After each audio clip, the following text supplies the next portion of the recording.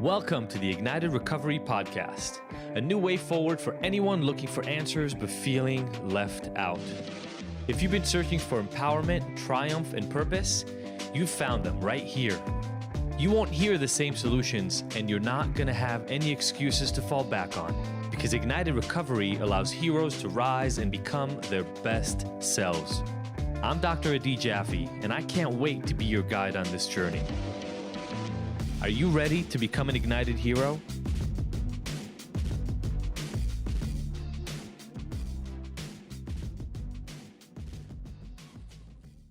Hello, everybody, and welcome to this episode of the Ignited Recovery Secrets podcast. I'm Dr. Adi Jaffe. I'm so happy to be here with you today, and I wanted to revisit a topic that it's been a little while. We've talked about it before, but many months ago, and I see it coming back up over and over, especially with dry January just ending and the new year starting us off here in 2021.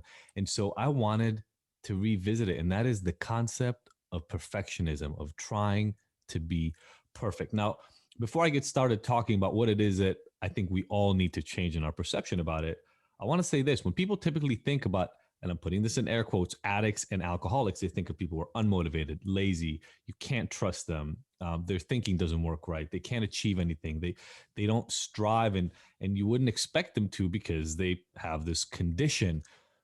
And I got to tell you, both as somebody who struggled myself and now having worked with thousands of different people, I see it totally differently. Now, let me explain how that's played in a role in my life, right? From an early age, I always had this need to be amazing at whatever I tried to do.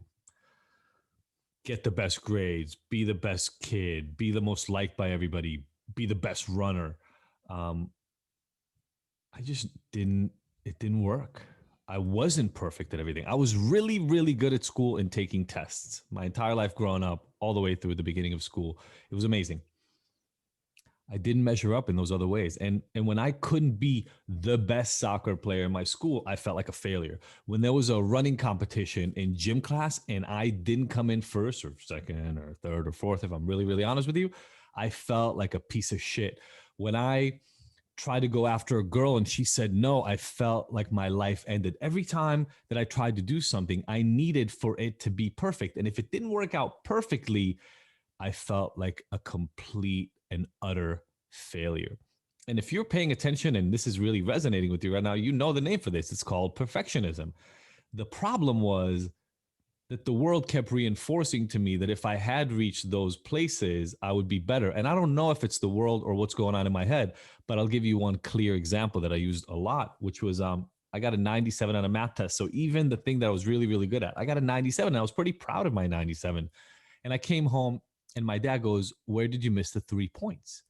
And he went to look at the problems and what mistake did I make. The message to me was clear. If it's not 100, it's not good. Get it to 100.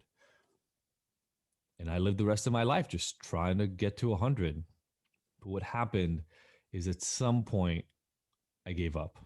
I gave up because the hate that I had for myself over and over because I kept not being able to achieve perfection. Even when I hit a 97, even when I hit a 90, even when I did well, I got an A. But it wasn't good enough. It wasn't perfect. And when you're not only striving for perfection, but you expect perfection from yourself and you won't take anything but that, then there are two options. You get perfect or you fail. So anything below 100 was an F in my mind. And that was a really difficult place to live. And I got to tell you, having again worked with literally over 1,000 different people who struggle with addiction by this point, I see the same pattern in almost everybody I work with. They go so hard. They've been trying since an early age, oftentimes in the face of ridiculous trauma, sexual abuse, incest, beatings, poverty, moving over and over to places where you don't speak the same language like I had. I mean, an insane number of things that have happened to people in their lives. And yet the internal voice for so many of the people I work with is get your shit together and get this perfect, because if you're not perfect, you're a failure over and over.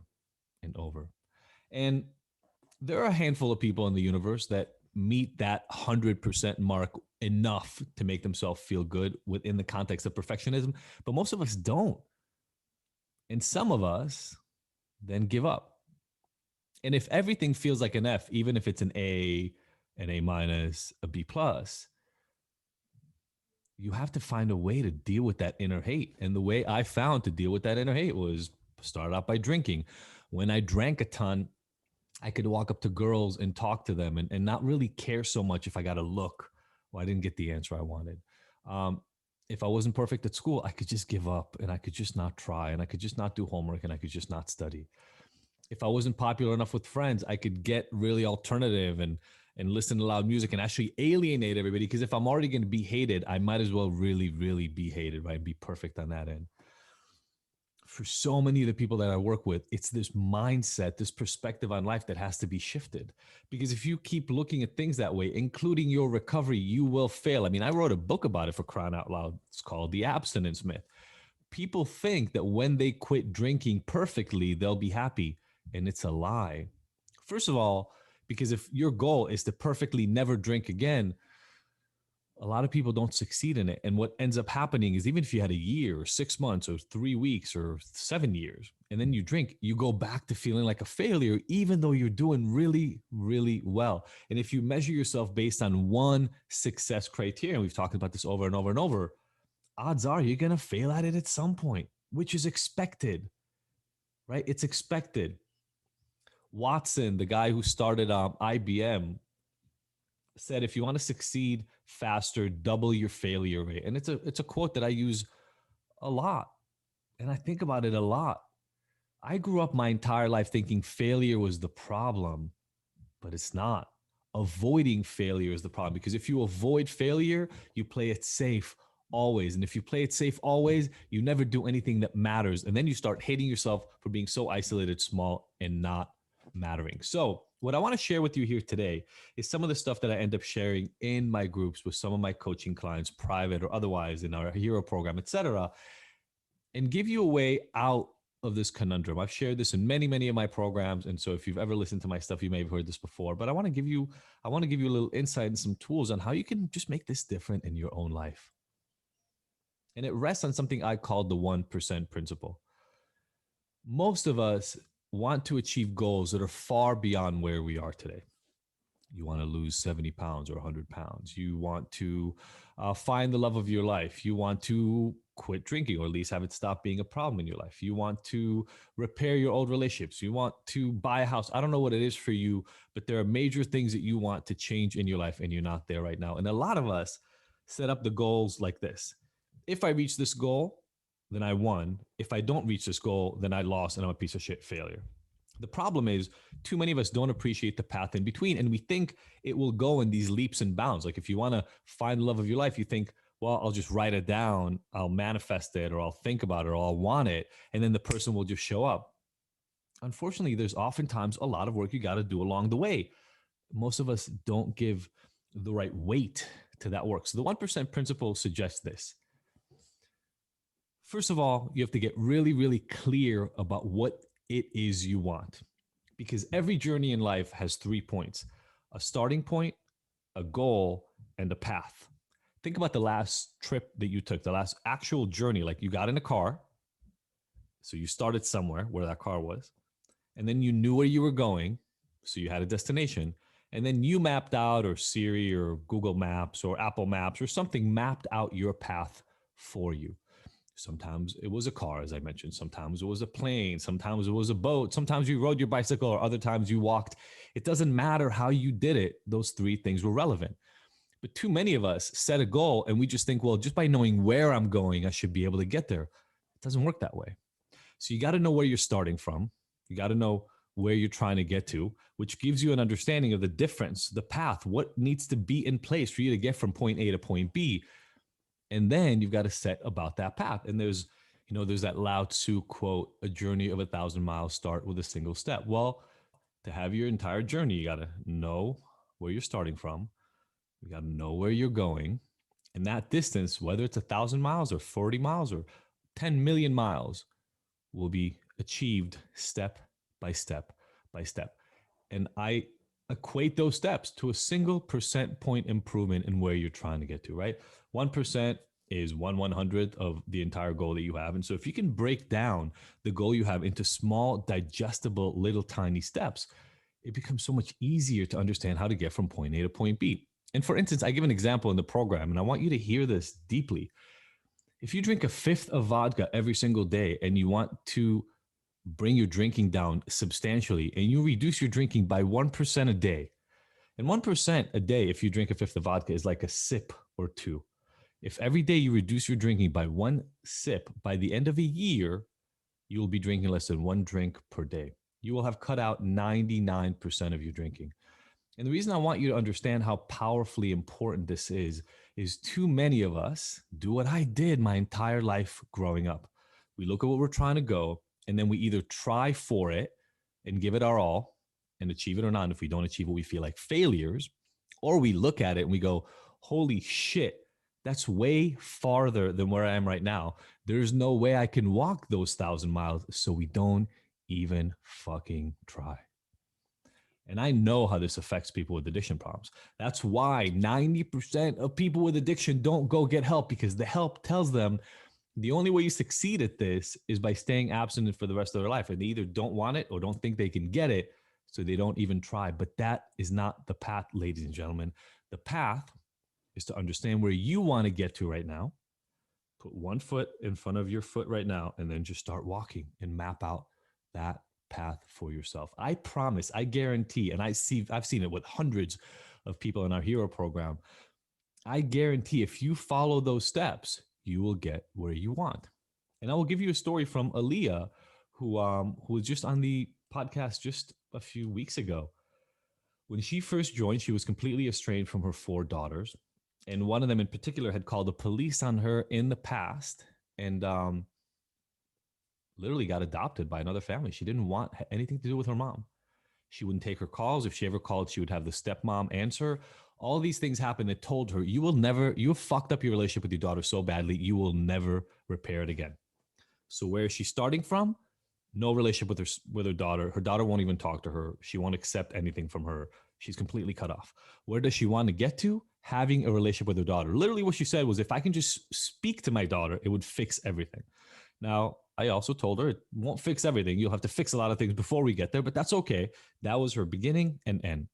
And I gave her a very simple suggestion. I said, hey, Aaliyah, let's just start out with this. Every day, I want you to write a letter to your daughter. Anything, communicate with her, allow her to be part of your life. Put it in an envelope, stamp it, and send it away. Do it every single day. Don't wait for a return. Don't wait for a phone call. This isn't about what she's going to do in response. You want to have a relationship with her. Start walking towards her. She looked at me like I was crazy. She's like, she doesn't receive my emails. She won't accept my texts. She doesn't take my phone calls. Why is writing a letter going to do anything? And I said, don't worry about it. Start taking a step. Within a few months, her daughter called her out of her own goodwill. She just looked at the letters, thought maybe my mom is serious, so maybe she's really changing this time, and she picked up the phone. Within a few months, they started speaking regularly. 2.5 years later, the daughter came out to visit her, and they have a great relationship now, 3.5 years after that. So that's a 3.5 year journey to get Aaliyah from where she thought she could never start to a goal that she couldn't have even imagined. After the last episode came out with Aaliyah in it, her daughter actually called and left her a voicemail, letting her know that she's proud of her for everything that she's done over these years. You have a similar story to Aaliyah right now. You are struggling with something and you can't fathom getting to this goal because it seems too far away. So why even try? And I'm telling you right now, you can get there. It'll just take a whole slew of steps and some planning.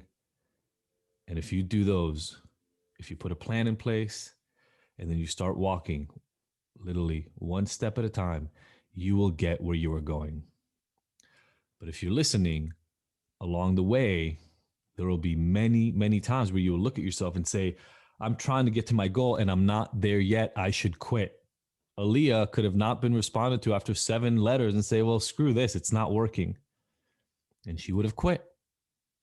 And her daughter would have seen she wasn't serious, and she would have never talked to her. She could have stopped after 14 letters or 28, but she didn't, and she got what she wanted because she put one foot in front of the other. The 1% principle guarantees you this. Small, incremental steps towards that end goal you want to get to will get you there. It might happen more slowly than you wanted to, but it is guaranteed to deliver an outcome that you enjoy, love, and appreciate. And in the context of addiction and recovery, I've seen this work for thousands of people. Maybe not to get them to completely quitting, but getting them to stop struggling with their drug and alcohol and sex issues.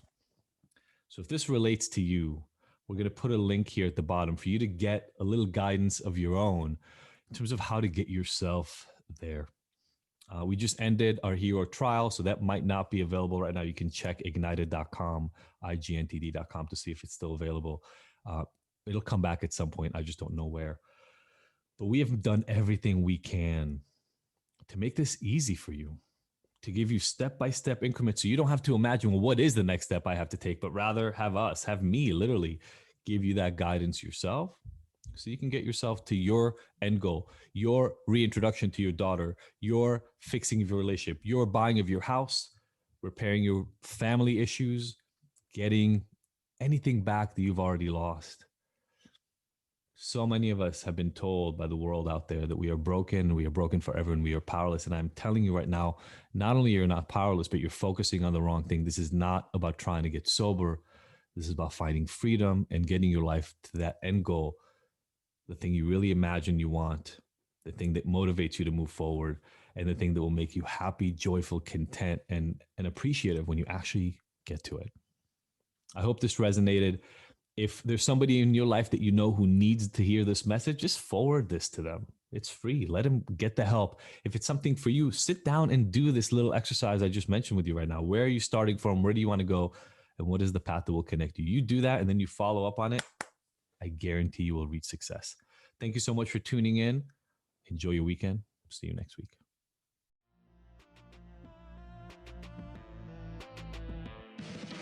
Thank you for tuning in to the Ignited Heroes Recovery Podcast. I really hope you found the information here useful and that we'll see you back here next week. And look, I want to make sure that this podcast is the most useful it can be for you, so please let me know by emailing info@ignited.com if there are any specific topics or questions you'd like to have addressed. As usual, if you like this episode, I would love for you to leave us a 5-star review and rating. Thanks, and see you next week.